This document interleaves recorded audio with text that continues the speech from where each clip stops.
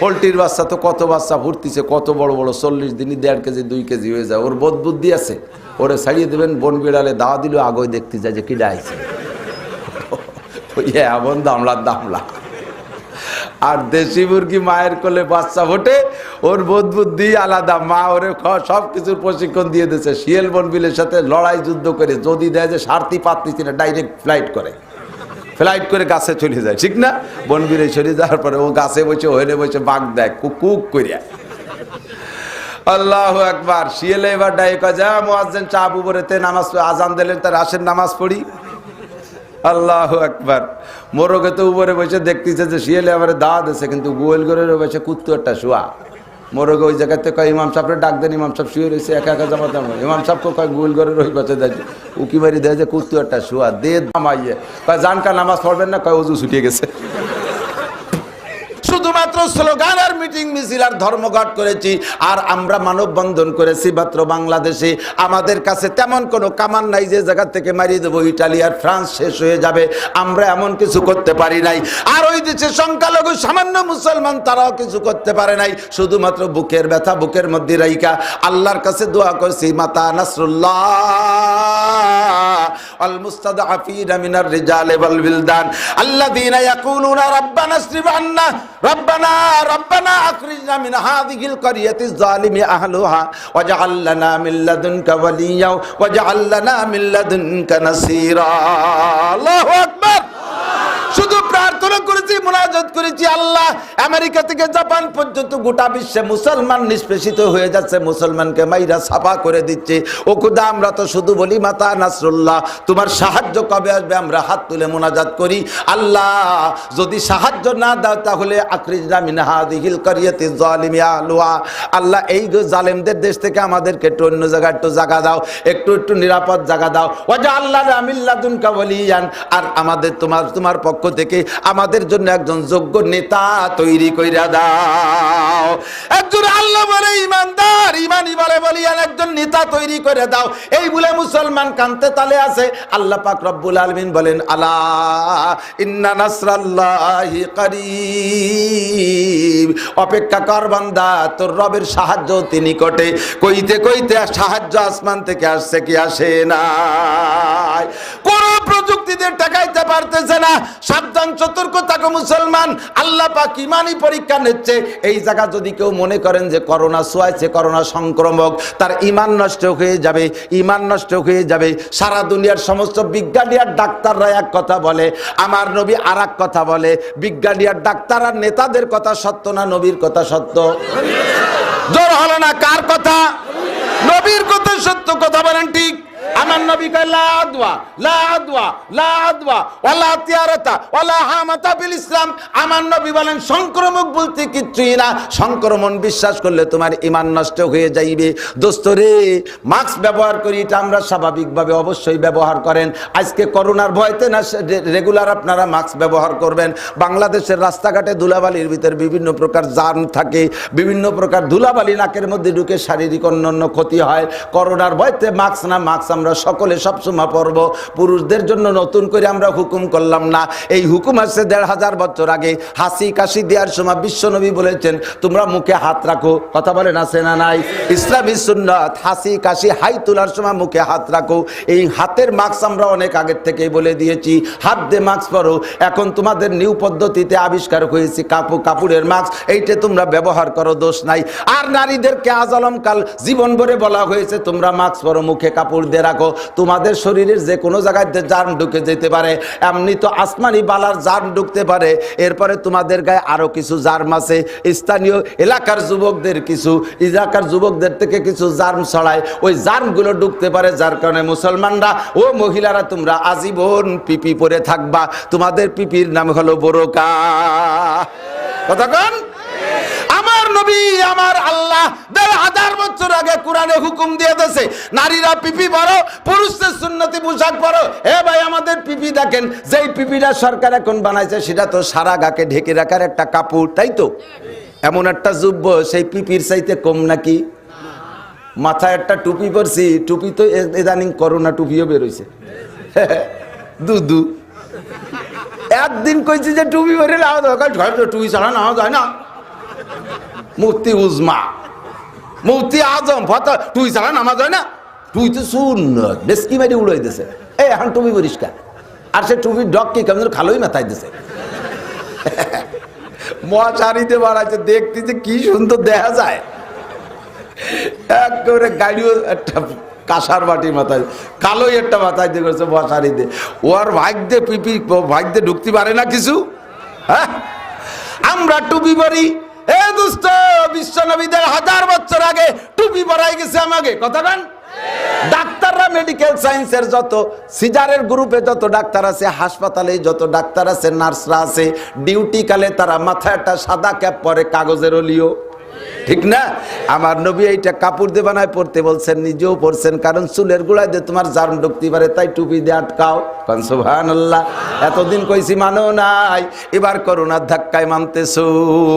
আল্লাহু আকবার। এই জন্যই বলে থাকি দোস্ত, আল্লাহকে কি বলা হয়, বর্তমান করোনাকে যে পরিমাণ ভয় পেয়েছি আমরা, আল্লাহকে যদি সেই পরিমাণ ভয় পাইতাম, তাহলে গোটা দুনিয়ার 200 কোটি মুসলমান ওলি হইয়া যাইতো। 200 কোটি মুসলমান ওলি হইয়া যাইতো। করোনারে যে পরিমাণ ভয় পাইছি, কথা কন ঠিক। এখন কিছুটা কমিয়ে গেছে ভাই, কিন্তু প্রথম সময় কি অবস্থা, সে আজীব একটা অবস্থা। চা খাতি গেলি কত, চা মুখ দিয়ে কার আগে নাক দিয়ে খাবা, ঠিক না? দুমো টুকাকে নাক দিয়ে নাও, করোনা বসে রয়েছে নায়ের গোড়ায়। দুমো আমরাও 2-1 বইরম খাইছি, খাই নাই কেউ নাই। এমন একটা গুজবের আতঙ্ক লাগাই দিয়েছে, সারা দুনিয়ার মানুষ দাজ্জালি ফিতনার কাছে হার মেরে গেছে, ঠিক না? আমার নবী বলেন, লা আদওয়া আখলিস দীনকে ইয়াকফিকাল আমালুল কালিল। তোমার ঈমানকে খাঁটি করো, তোমার আমলকে, তোমার ঈমানকে পিওর করো। ঈমানের সাথে যেন কোনো ভেজাল না থাকে। দুনিয়ার সব একদিক চলে যেতে পারে, আবার নবী আর আমার আল্লাহ একদিক। तमाम दुनिया हो मुखालिफ फिर न कोई नुकसान है, तमाम दुनिया हो मुखालिफ फिर न कोई नुकसान है। खूब नहीं कुछ गम नहीं जब रहमत रहमान है। সারা দুনিয়া একদিক চলিয়া যাইবে, আল্লাহর রাসূল যদি আমার সাথে থাকে, আমার কোনো ভয় আর ডর না। কথা কান ঠিক কি না? করোনায় যদি মরিয়া যান, করোনা রোগে যদি এই বালায় মারা যান, ইমানটা যদি ফ্রেশ থাকে যে আমার সোয়াইসের কারণে করোনা হয়েছে এমন নয়, তকদিরে ছিল তাই করোনা হয়েছে, আমি করোনায় মারা গেলাম, আল্লাহর রাসূলের ভাষ্য অনুযায়ী আপনি শহীদি দরজায় জান্নাতে যাবেন। আর যদি করোনারে সোয়াইসে মনে করেন ওই বাড়ি গেলাম তাই, সেই জানাজায় গেলাম তাই করোনা হয়েছে, সেই করোনায় যদি মারা যান, মুশরিক হইয়া মারা যাবেন, মুশরিক হইয়া মারা যাবেন, মরাও হবে, জাহান্নামও হবে, মুশরিক হইয়া যাইবেন। আর যদি করোনারে সোয়াইসে মনে না করেন, তকদিরে ছিল তাই করোনা হয়েছে, মরে গেলাম, আপনি বিনা হিসাবে শহীদি দরজায় জান্নাতি। একই করোনার মরার 2 দিক চলে গেছে, দেখছেন, ঠিক না? ঈমান ফ্রেশ করেন। ঈমানকে যদি আল্লাহ পাক, ঈমানকে যদি ফ্রেশ করতে পারেন, তাহলে ঈমানের প্রতিদান আল্লাহ পাক নগদে হাতে হাতে দান করে। ইব্রাহিম খলিলকে আল্লাহ কয়, ইন্নী জাইলুকা লিন-নাসি ইমামা। তুমি ঈমানি পরীক্ষায় পাস করেছো, তোমারে কিয়ামত পর্যন্ত আনেওয়ালা মানুষের ইমাম বানাই দিলাম। ইব্রাহিম আলাইহিস সালাম আবার কয়, উনি তো নবী, জাতির পিতা, বাপ হইলে যেমন হওয়া দরকার সেরকম একটা বাপ না উনি, কোন তরফদার বাপ নাকি, একেবারে গোটা জাতি নিয়ে বাপ। উনি কয়, আল্লাহ অমিন জুররিয়াতি, আল্লাহ খালি আমারে একারে ইমাম বানাবা, আমার সন্তানাদিদের মধ্যে থেকে কেউরে বানাইও, অমিন জুররিয়াতি। আল্লাহ পাক বললেন, ঠিক আছে, তোমার দোয়া কবুল করলাম, তবে লা ইয়ানালু আহদি যালিমিন, আমার এই অঙ্গীকার যে তোমার সন্তানদের মধ্যে থেকেও কেউ এরকম বড় বানাবো, এটা আমি কবুল করলাম, তবে এইটা সকলের জন্য না, জালেমদেরকে আমি ইমাম বানাবো না, জালেমদেরকে আমি এই পদমর্যাদা দেব না, জালেমদেরকে আমি এই কবুলিয়তের খাতায় তাদের নাম লিখবো না। জালেমরা বাদ, যারা ইমানদার পরহেজগার আল্লাহওয়ালা আমি মুখী হয়ে থাকবে, এরকমকে বানাবো। 2.5 থেকে 3 লক্ষ নবী রাসূল ইব্রাহিম আলাইহিস সালামের সন্তানদের মধ্যে আল্লাহ তাআলা তৈরি করে দিয়েছে। আর সব নবীরা ইমাম, সব নবীরা কি ইমাম, সাইয়্যিদুল ইমাম, সাইয়্যিদুল আইম্মা, ইমামুল আম্বিয়া ওয়াল মুরসালিন, রাহমাতুল লিল আলামিন। আমাদের নবী মুহাম্মদুর রাসূলুল্লাহ সাল্লাল্লাহু আলাইহি ওয়াসাল্লাম ইব্রাহিম আলাইহিস সালামের সন্তান, ততক্ষণ ঠিক না? ইব্রাহিম আলাইহিস সালামকে আমাদের নবীও বলেছেন মুসলিম জাতির পিতা, আমারও পিতা। আল্লাহ পাক রব্বুল আলামিন সেই সম্মান আমাদের নবীকে সম্মানী করেছেন। আপনি যদি এখনো ঈমানি পরীক্ষায় পাশ করেন, আপনাকে আল্লাহ তাআলা নগদ পুরস্কার নিয়ে রেডি হয়ে আছে, আল্লাহ আপনাকেও দিয়ে দিতে পারেন। পারে কি পারে না? আল্লাহ পাক সকলকে নসিব করে বলেন আমিন। এই ইমানের কথাটা বলার বড় দায়িত্ব ছিল। এই বিপদের ভিতরে তো যশোরে আসতে পারি নাই, ইউটিউবের মাধ্যমে আপনারা শুনেছেন সব কথাই। তারপরও ফেস টু ফেস বলার বরকত আলাদা।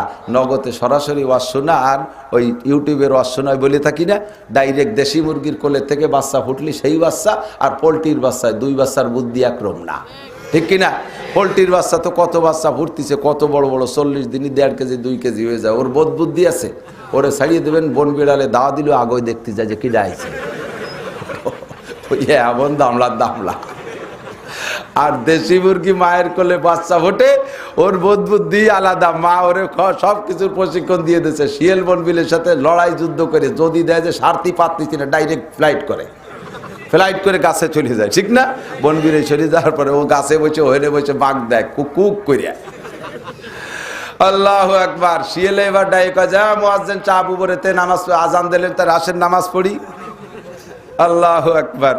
মোরগে তো উপরে বসে দেখতেছে যে শিয়ালে আমার দাওয়া দিয়েছে, কিন্তু গোয়েল ঘরের বসে কুত্তু একটা শোয়া। মোরগে ওই জায়গাতে কয় ইমাম সাহেবরে ডাক দেন, ইমাম সাহেব শুয়ে রয়েছে একা একা জামাতে। ইমাম সাহেবকে কয় গোয়েল ঘরের ওই পাশে দেয়, উকি মারি দেয় যে কুত্তু একটা শোয়া দে দামাইয়ে। কয় জানকা নামাজ পড়বেন না? কয় ওযু ছুটিয়ে গেছে।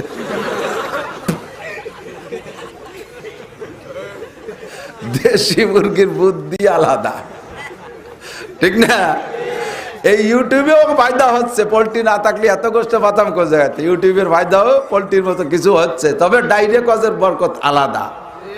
আল্লাহ পাক আমাদের সকলকে ঈমান ফ্রেশ করে সহিভাবে তা চলার তৌফিক দান করবেন, আমিন। আর এই পুলিশ ভাইদের উপরে কোনো রাগারাগি নাই। ওনরা তো চাকরি করে। ওনরা কি করে? চাকরি করে না। আমি তো করে সিনিয়র পুলিশ, গোপালগঞ্জে তো পুলিশের বাংলাদেশের বড়, তো সবচেয়ে বড় যাও গোপালগঞ্জ আইজি সাহেব। তারপরে ঢাকা রেঞ্জের প্রধান ডিআইজি হাবিব ভাই আমাদের গোপালগঞ্জে, আমাদের পাশের গ্রামে বাড়ি। সব পুলিশের সাথে সর্বদিক দিয়ে যোগাযোগ রাখি। বলে হুজুর, যেখানে স্বরাষ্ট্রমন্ত্রীর নির্দেশ সেখানে আমাদের বলার কিছু নেই, আমরা তো চাকরি করি। পুলিশের পর রাগ করে লাভ নাই। তারাও কত পুলিশ যে আমার ডিআইজি হাবিব সাহেব দাওয়াত দিয়েছে, এসপি শিমুল সাহেবের মাহফিল। আমাদের খুলনা ডিআইজি পুলিশ পাঠায় আমার ওয়াজের দাওয়াত দিয়েছে। জাস্ট টাইমে কয় হুজুর পারলাম না, অনুমতি পাইলাম না। ডিআইজি সাহেব অনুমতি পাইনি। তাহলে বোঝা যায় যে এই থানার পুলিশ রে ডিআইজি পাঠাই নাই, ডিআইজির মাধ্যমে পাঠাইছে মুরব্বীরা। কতক্ষণ? আর তিনরা কোন উদ্দেশ্যে কেন ঠেকাচ্ছে সেটা তিনরাই ভালো জানে, ওই সমালোচনা আমি যাব না। আল্লাহ তাআলা সকলকে সুস্থ রাখুক, বাংলাদেশকে সুস্থ রাখুক। করোনা সহ নিউ যত নতুন নতুন আলাই বালাই যা আসতেছে সব থেকে আল্লাহ পাক আমাদেরকে হেফাজত করে পারেন, আমিন। আমরা আমাদের জায়গায় থাকবো, তবে সকল প্রকার বালার মূল হলো একটা কারণ, যেটা আল্লাহ পাক নিজেই বলেন। কি বলে? জাহারাল ফাসাদু ফিল বাররি ওয়াল বাহরি বিমা কাসাবাত আইদিন নাস। আমার দিক যত প্রকার গজব সবগুলো তোমাদের হাতের কামাই, কর্মফল। এ কথাটা জীবন ভরে শুনে আসতেছেন না? 100% সত্য। রমজান মাসে মুসলমানদের জন্য, রোজাদারদের জন্য 5টা পুরস্কার রেখেছে নবী পাক। তার ভিতরে একটা হলো, 2 নম্বরটা হলো মাছে পানির মধ্যে থেকে আপনাদের জন্য দোয়া করে। করেন না সুবহানাল্লাহ? মাছে দোয়া করে। তো মাছে কি মানুষের জন্য দোয়া করা উচিত না বদদোয়া করা উচিত? বোঝেন নাই? মানুষ মাছের দোস্ত না দুশ্মন না? শৈল মাছে একেবারে এড়াই দিয়ে কোপ দেয়, উড়ি মুড়ামুড়ি করে কিরম ঠেহে। আপনি তো খুশিতে বাঘ ওর তো জান্ডা বার হয়ে যায়, ঠিক না? এরপরে ওই পর্যন্ত শেষ না, বাড়ি এনে জীবিত অবস্থায় তাজা থাকতে তার সাল চামড়া ছুলিয়ে ফেলায় দেয় বেটিরা, ঠিক না? ওই সময় মাছে খুব খুশি হয় না? তাহলে এই কামটা আকাম করতেছে মানুষ। এই সারা দুনিয়ার সমস্ত যারা মাছ খায় এই সবগুলো মাছের শত্রু না? তো রমজান মাসে আমরা রোজা রয়েছি, খাই না খেয়ে থাকতে অবরবেলা যায়, শেষ বেলা যেতে একেবারে নিস্তেজ হয়ে যায়, দুর্বল হয়ে যায়, হাঁটা চলার বল থাকে না, শেষে এক জায়গায় কাইতে এখানে পড়িও তাই। মাছে ওই সময় সুযোগ পায় তো বদদোয়া বেলায় যে কটাই যে নাকাতি পড়ে গেছে, ওই কটার জন্য সন্ধ্যের আগে মরি যায়। ওই শয়তান কটা সেদিন আমাকে কুফানোর জন্য তাড়াই বেড়াইছে। তা আমরা মাছের শত্রু, মাছে করবে আমাকে বদদোয়া। রমজান মাছে আমাকে জন্য দোয়া করে। কেন দোয়া করে? আল্লাহ কয় এই মাছ তোরা দোয়া করো, তোরা বদদোয়া কর। কয় আল্লাহ প্রত্যেকটা মাছ, এই লেখে কিতাবে যে প্রত্যেকটা মাছ তাদের জীবনের একটা সার্থকতা হলো। প্রত্যেকের জীবনের একটা সার্থকতা আছে না? এ ভাই কথা এসে গেলে না বললে ভালো লাগে না। ডেলিভারি যন্ত্রণা মেয়েদের জন্য কি বিশাল কষ্ট, কি বিশাল কষ্ট। একজন শক্তিশালী পুরুষ 100 বছর হায়াত পাইয়ে দুনিয়ার যত পরিশ্রমের কাজ আছে, সমস্ত পরিশ্রমের কাজ, সবচেয়ে বেশি পরিশ্রমের কাজ যেটা, এই কাজটা যদি কোনো 100 বছর কোনো পুরুষ করতে পারে, সেই 100 বছরের পরিশ্রমকে একত্রিত করলে যতটুকু হবে, একজন প্রথম মা তার জীবনের প্রথম সন্তানকে নর্মাল ডেলিভারি দিতে তার চেয়ে বেশি কষ্ট হয়। যার কারণে মা মারাও যায়, বহু মা ডেলিভারিতে মারাও যায়, ঠিক না? এত কষ্ট হবে ডেলিভারি যন্ত্রণায়, বাচ্চা পেটে রাখা কষ্ট, 2.5 বছর দুধ খাবে তাতে কষ্ট, গুমুত পেশাব পায়খানা সাফ করবে তাতে কষ্ট, সারাটা জীবন ভরে কষ্ট। আরও যদি তা কালা বুতির মতো কাউসার মতো একটা মাই হয়, তা বেস্তি কিনতি যে ঝামেলা সারাটা জীবন। এরপরও মারা মেয়েদের বিয়ের পরে বাচ্চা কাচ্চা না হইলে মেয়েরা মনে বড় অশান্তিতে থাকে, ঠিক না? বাচ্চা চাই কি চায় না? বাচ্চা চায় না। তাদের একটা সন্তান হওয়ার ভিতরে তাদের একটা ক্রেডিট, তাদের জীবনের সফলতা। সেম যত মাছ আছে, মাছ গিয়ে আমরা জবই দিয়ে শুলে কুটিয়ে রান্ধে বান্ধে খাইয়ে 6 ঘন্টার মধ্যে বাথরুমে পাঠাই দিই। তারপরও মাছের জীবনের সার্থকতা, মাছ যখন মানুষের পেটে যায় তখন মাছ বড় খুশি হয়, মাছের শুকর আদায় করে, আলহামদুলিল্লাহ আল্লাহ তুমি আমাকে যাদের খেদমতের জন্য বানাইছো আমি যথাযথ তাদের খেদমতে ব্যবহার হইতে পারলাম, এই বলে মাছে খুশি হয়। মাছের এই কষ্টের ভিতর দিয়ে সে যথাস্থানে ব্যবহৃত হতে পারলে খুশি হয়। এই মাছ রমজান মাসে আমাদের জন্য দোয়া করে, কেন বদদোয়া না কইরা?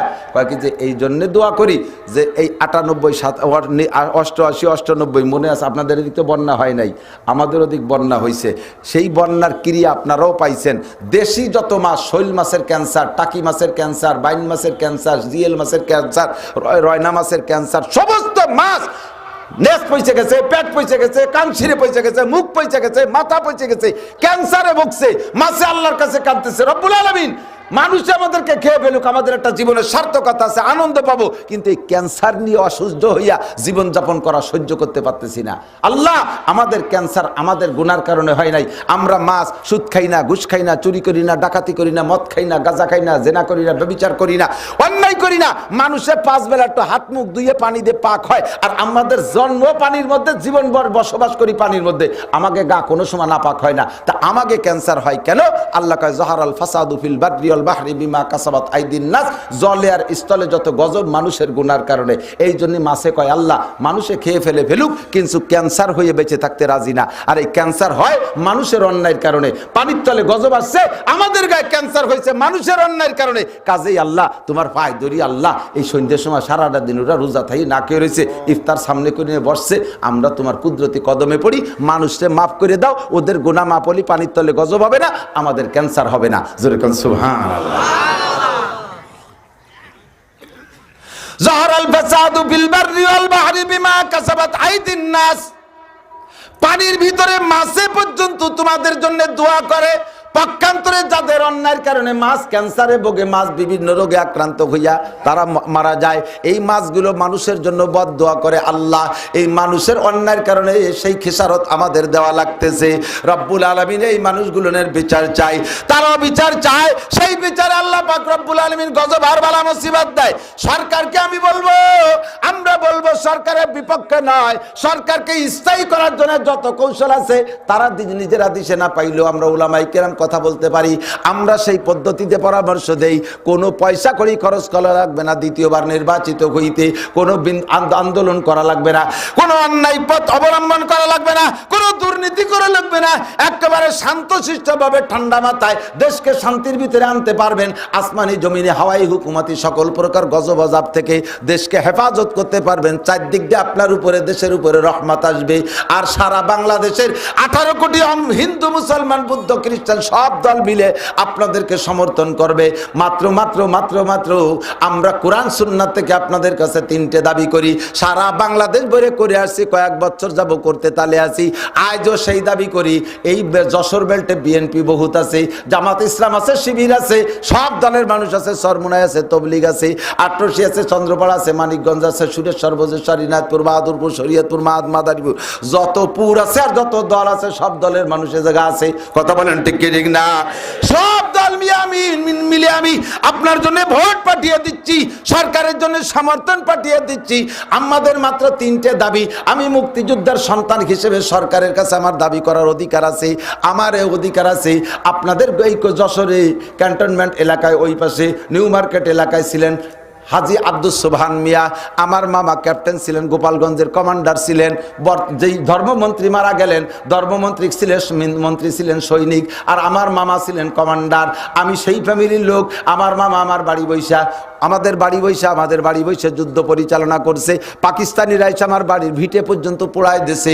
আমি মুক্তিযোদ্ধাদের সন্তান, সেই হিসেবে আমি জাতীয় সরকারের কাছে, বাংলাদেশ সরকারের কাছে আমি এদেশের স্বাধীন নাগরিক হিসেবে কোরআন সুন্নাহ অনুযায়ী 3টে দাবি করব। এই 3টে দাবি যদি অন্যায় মনে করেন তাহলে দাবি পালনের দাবি, পূরণের দাবি করি না। আর যদি আমি কোরআন সুন্নাহ অনুযায়ী আপনাদের পক্ষের দাবি করি তাহলে সকলে হাত উঁচিয়ে সমর্থন দেবেন। জাতীয় সংসদ থেকে আমরা কিছু চাই না, ধান চাই না, চাউল চাই না, আমরা কিছু চাই না, আমরা যেমন পাই না তেমন চাইও না কিছু। মাত্র 3টে দাবি। 1 নম্বরে, দেশে যদি শান্তি পাইতে চান সংসদ থেকে নামাজের বিল পাস করতে হবে। নারায়ে তাকবীর। আমি বলবো নামাজের বিল, আপনি বলবেন সংসদে পাস হোক। হাত উঁচিয়ে। নামাজের বিল, নামাজের বিল, পর্দার বিল, পর্দার বিল, যাকাতের বিল, যাকাতের বিল। আল্লাহ কবুল করুন, বলেন আমিন। আমাদের 14 দফা 13 দফা পরে এই 3 দফা যদি পূরণ করে, আমার আল্লাহ ওয়াদা করেছেন ইন্নাস সালাতা তানহা আনিল ফাহশাই ওয়াল মুনকার। সমাজে যত প্রকার দুর্নীতি আছে, সরকারও দুর্নীতি পছন্দ করে না। অপহরণ আর ধর্ষণ কি সরকার পছন্দ করে? কথা কন, করে? করে। যৌতুক সরকার পছন্দ করে। মদ গাঁজা হিরোইন আবার ট্যাবলেট পছন্দ করে। ঘুষ সরকার পছন্দ করে না। কতক্ষণ? জুলুম অত্যাচার সরকার পছন্দ করে না। খুনোখুনি মারামারি সরকার পছন্দ করে না। সমস্ত প্রকার দুর্নীতি সরকার অপছন্দ করে। এই দুর্নীতি দমনের জন্য সরকার কত প্রকার বাহিনী তৈরি করেছে। সব বাহিনীগুলো দুর্নীতি দমনের জন্য তৈরি করেছে। বিশেষ করে পুলিশ আর র্যাব ভাইদেরকে অবিরাম দিনে রাতে ব্যবহার করতেছেন।